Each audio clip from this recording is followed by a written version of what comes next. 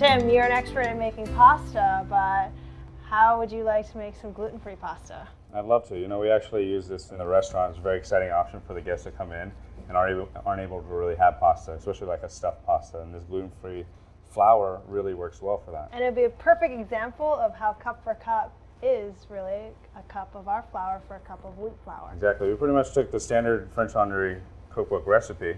We make a well right here just to kind of set a border. So why don't you go ahead and add the egg yolks. You know, 5 egg yolks there. We're adding 2 cups of flour. We have a couple tablespoons of olive oil and a tablespoon of milk. You want to add that as well. Now these egg yolks are really bright and colorful. They're egg yolks from our farm, actually. They're bantha and hen egg yolks. And what we're going to start to do here is start to slowly incorporate the flour. It helps avoid lumps and also shortens the kneading process later. Now as you walk through this recipe, you're not doing anything different, right? Because it's gluten-free? No, not at all. That's the great thing about Cup4Cup, you know, that we found. We try to use it in several different recipes, and it really is a Cup4Cup. So slowly start to add more and more.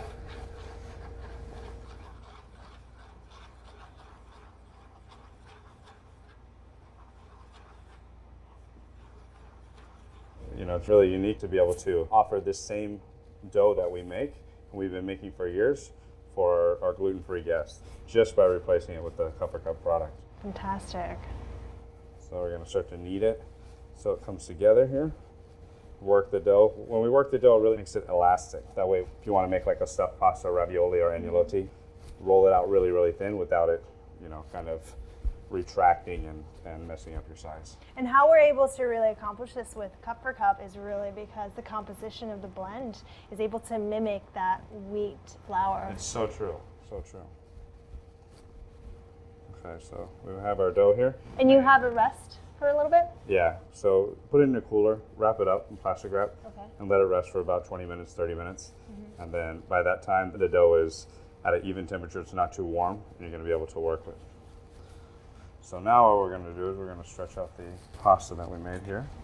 So that's the dough rested. Yes. Now when you feel this dough, does it feel any different? You know, it doesn't. It doesn't at all. It feels like pasta dough. Yeah. Exactly what you want.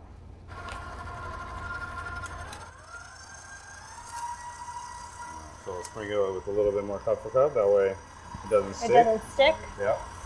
So as I work it in my hand, just so it can kind of go into our pasta roller here. Oh, wow. We're going to start by folding it over a couple of times.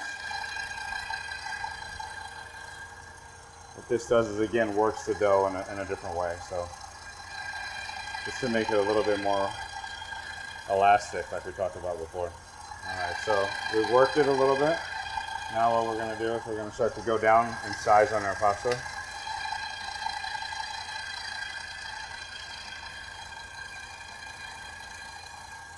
Beautiful. That's nice and thin. You don't want to go too thin for the tag. Okay. So at this point though, you've really made sheets of pasta and it's really versatile, right? So you could make raviolis, agnolotti, anything like that. That's right. So what this will do is it'll help cut pasta. We'll just trim it up a little bit so our noodles are nice and even. Okay. How often do they make the pasta at the restaurant? You know, we make it every day. The dough will start to oxidize a little bit if you're not careful, so we like to make it nice and fresh every single day. That way our guests can have it. Dry out the noodles for a couple of hours and then they're really good. You want to dry the noodles first in a single layer, and then after that, we'll go ahead and blanch it, but this is pretty much it. How beautiful. Yeah, we'll go blanch it and we'll make a nice dish. Okay.